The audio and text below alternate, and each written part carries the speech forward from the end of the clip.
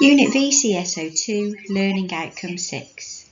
Know how to provide appropriate care of patients, for example, in reference to their coat, skin, scales, plumage and feet to ensure good health and appearance.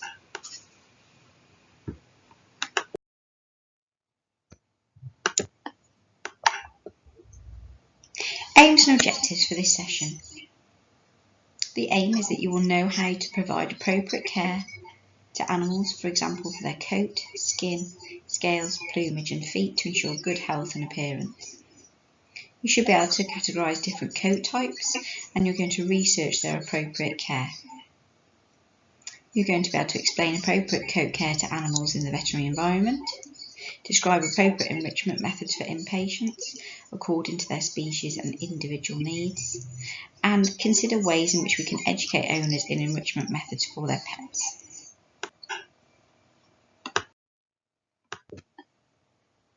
Moving through the following slides, we're going to first of all have a look at canine coat types before moving on to feline coat types.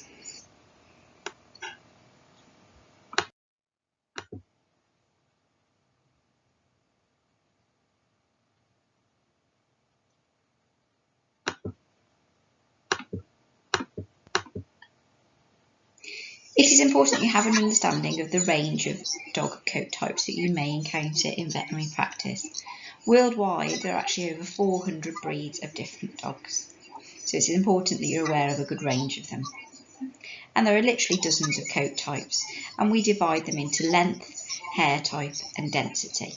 Some are more unusual than others. Some would be what we class as day-to-day coats that we would be familiar with, so such as that of the Labrador or the Staffordshire Bull Terrier, for example.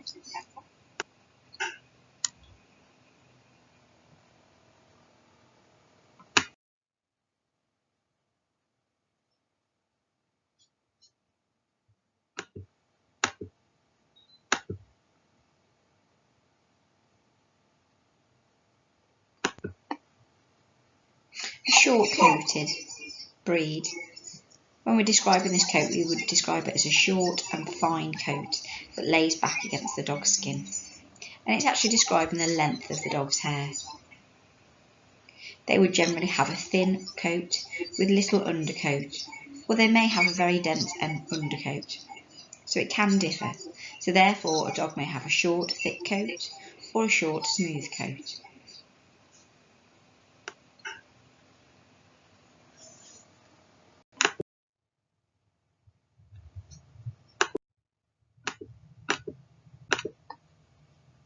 A smooth-haired coat we describe as sleek and shiny.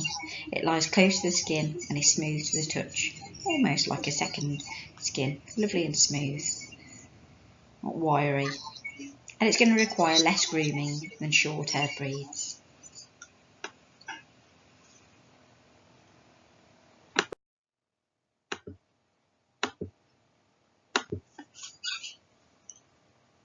Wire-haired. And this is actually describing the type of hair rather than the length of it.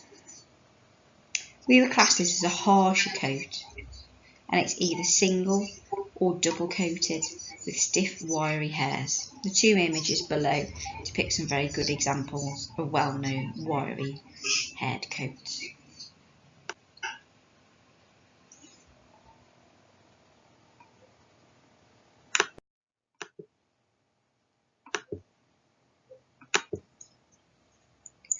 Wool coated and curly coated.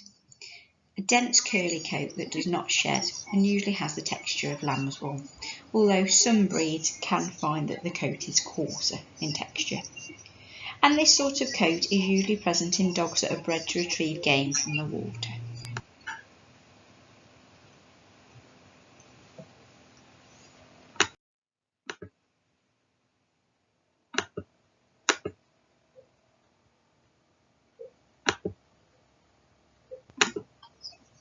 A more unusual coat, which you may not have encountered, is the corded coat, and we class it as a coat with dreadlocks. They are impossible to comb or brush, and the cords that form this kind of coat are specialised mats. They create a weather-resistant shield in herding and some hunting breeds, and the images below are of the Commodore.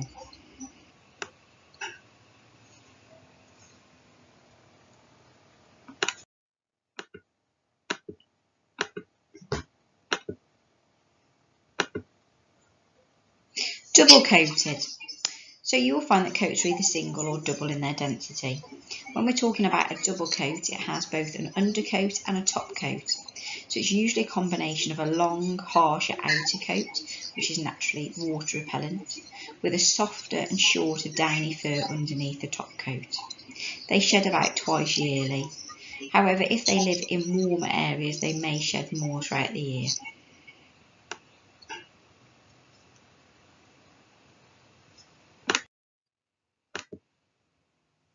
Task. Using key resources and textbooks, research the care required of the 6 canine coat types listed in the previous slides so you have a good understanding of their differing requirements. Please also cover appropriate care of the paws and claws. And what I would like you to do in relation to this is produce a poster or mind map to demonstrate your research, and this can be uploaded onto your OneFile for your veterinary educationist to mark.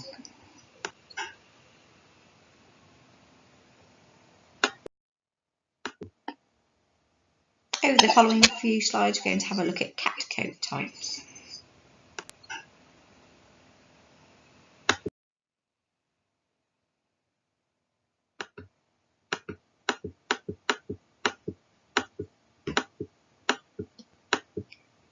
Just a little bit of background in relation to the importance of a cat's coat. We can use a cat's fur to help to identify its breed, and it's also important for the cat itself. So why is it important and what does it do? It provides a barrier between the cat's skin and the environment. It helps to protect the cat from injury and infection, helps to regulate body temperature, insulates the body in colder weather, is a general guide to their health, and protects against excess sunlight and chemicals.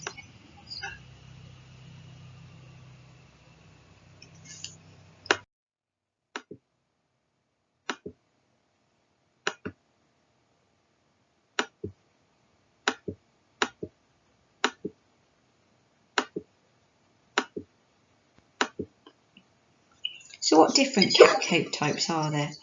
The coat hair may be long, short, hard, soft, silky, coarse, thick or wavy.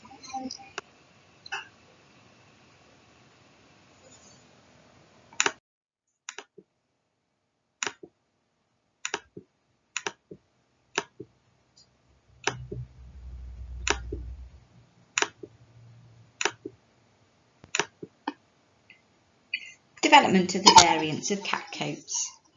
So selective breeding over the years has changed the cat's coat. There is now a wide variety. There's also a wide variety of coat colour. The basic wild type of cat coat we would class as the tabby. Examinations of schools found in Egyptian cat burial grounds identified them as being mainly a wild cat that inhabited Asia and North Africa. This desert-living cat is now thought to have been the main ancestor of the cats that we have today. Migration into breeding with native cats resulted within Europe in the emergence of a thicker set domestic cat, similar to that of the European wild cat.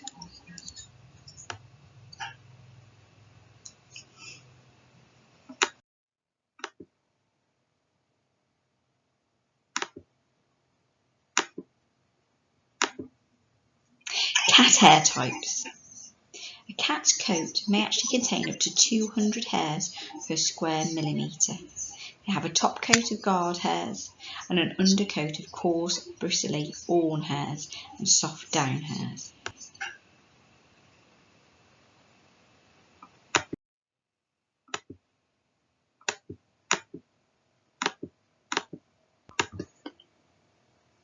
So guard or primary hairs normally form the coarse outer layer of the coat.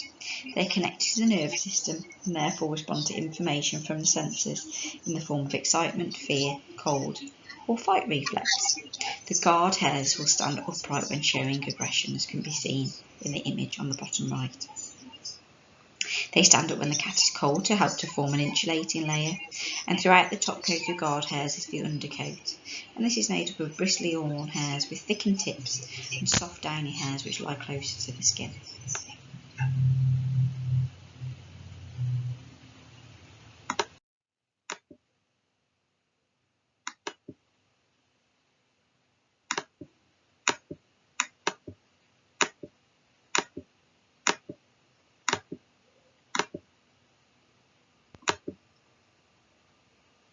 So in relation to cats, we look at them more so in relation to cat breeds rather than hair types. So for grooming purposes, we can divide them into the following. Long hair, for example, our domestic long hairs or our Persian and exotic breeds. Our semi-long hairs. Our short hairs.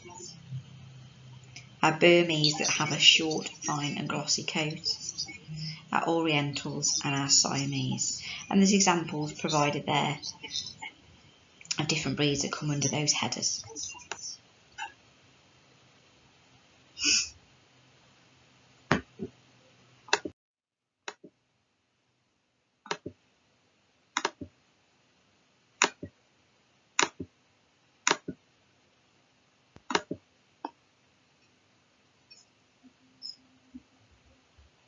Long-haired breeds have large bodies and a rounded head.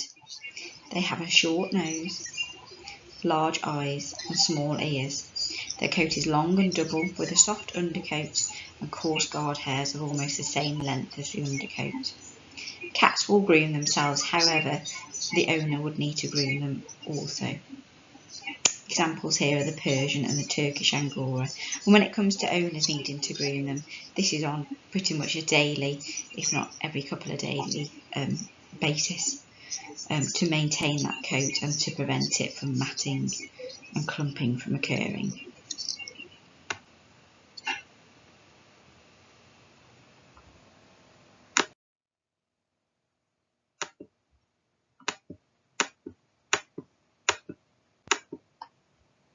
The semi-long hair coat.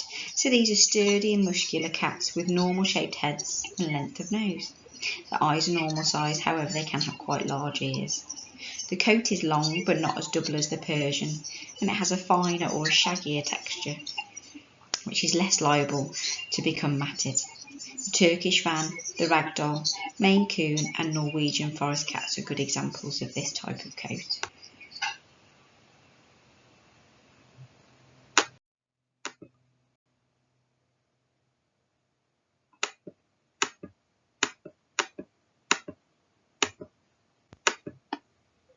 A short coat, dense and easy to care for, easy to clean and less likely to get tangled.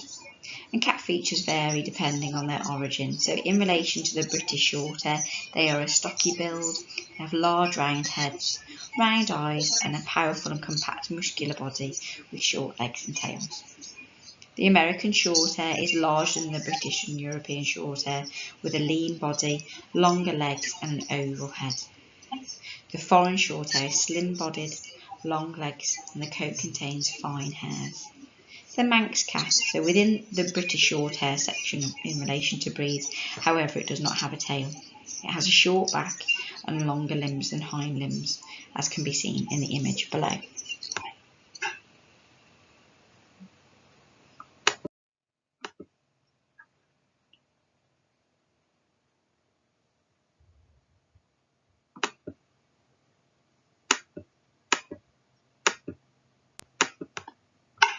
Curly or wavy coat has either no guard hairs or very short guard hairs, comprises of a short, fine, curly awn and down hairs that are at the same length to give the coat a curly and wavy appearance.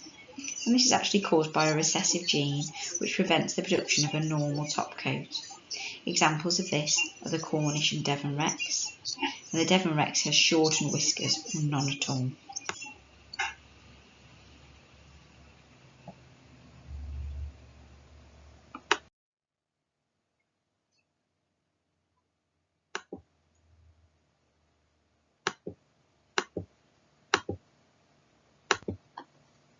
The wire coat.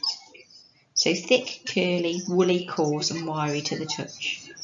Areas appear crimped due to the wave or curl of the hairs, and some are actually coiled in spirals. They have guard hairs and down hairs that are similar. And this relates to the American blue wire hair.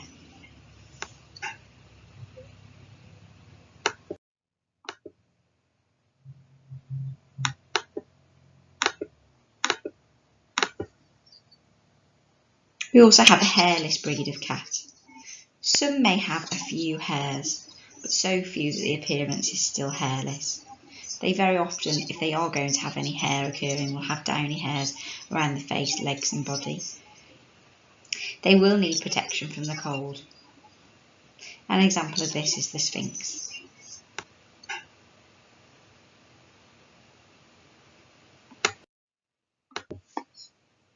Task.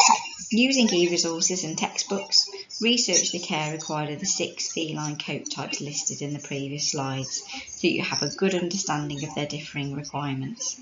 Please also cover care of the paws and claws.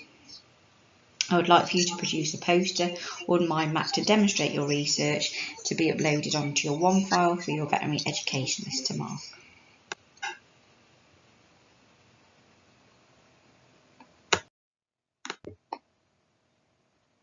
The following few slides are going to make up a scenario-based activity for you to complete, and this is going to cover criteria 6B, explain appropriate coat care to animals in the veterinary environment, and also 6C, describe appropriate enrichment methods for inpatients according to their species and individual needs. And the idea of this is that it's scenario-based to get you thinking as if these were patients that you're encountering in your kennels, and how you care for them appropriately to cover 6B and C.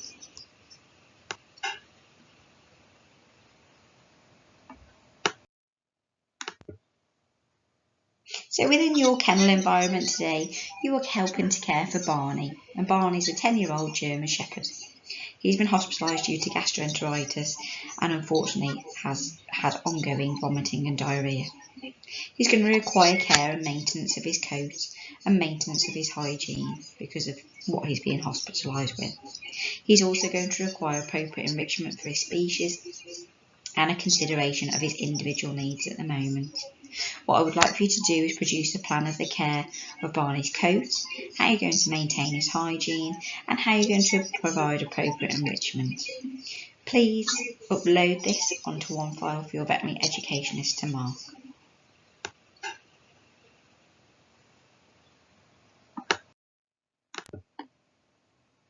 Marley is a 3-year-old female domestic short hair. She's been hospitalised following an RTA and she's suffered a fractured jaw. She's currently being fed using a feeding tube which has been placed nasogastrically. Due to her fractured jaw needing to be wired to help it to heal, at this point in time she's unable to groom herself as she normally would. She's also going to require appropriate enrichment for her species and individual needs. And what you need to do is produce a plan of how you're going to care for her coat, maintain her hygiene and appropriate enrichment, and how this can be provided. Again, please upload this onto OneFile for your veterinary educationalist to mark.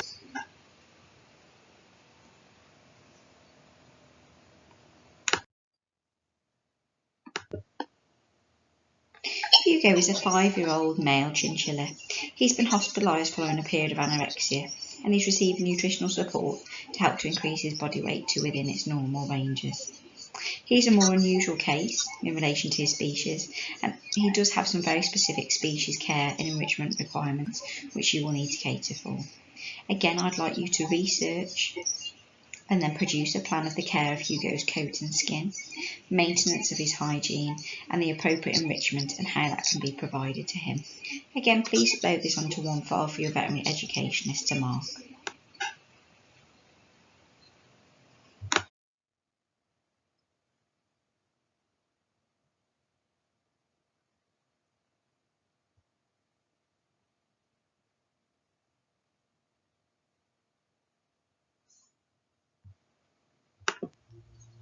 And finally, we have Bobby, a 2-year-old male budgie. He's been hospitalised due to lethargy and anorexia, and this has been caused by the Giardia parasite. It has also caused him to pull feathers out and also to have some intermittent diarrhoea. He requires nutritional support and treatment of the parasite as prescribed by the veterinary surgeon. He has some specific enrichment needs and will also require maintenance of plumage due to his condition. Produce a plan of the care of Bobby's coat and skin, maintenance of hygiene and appropriate enrichment, and how this can be provided. Please upload this onto OneFile for your veterinary educationalist to mark.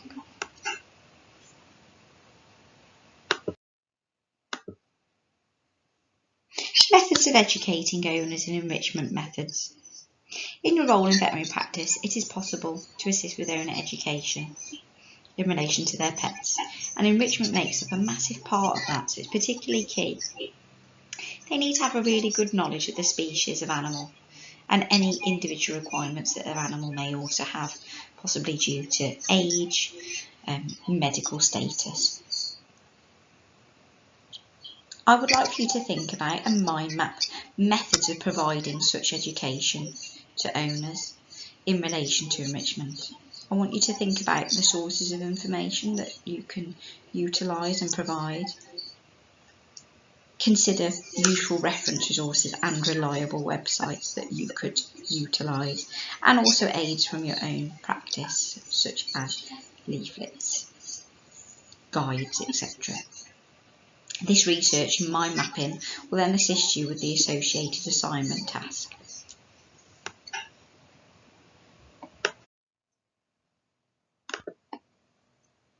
So in summary, within this session, with regards to the PowerPoint and also your associated tasks that you've completed, we have covered Learning Outcome 6.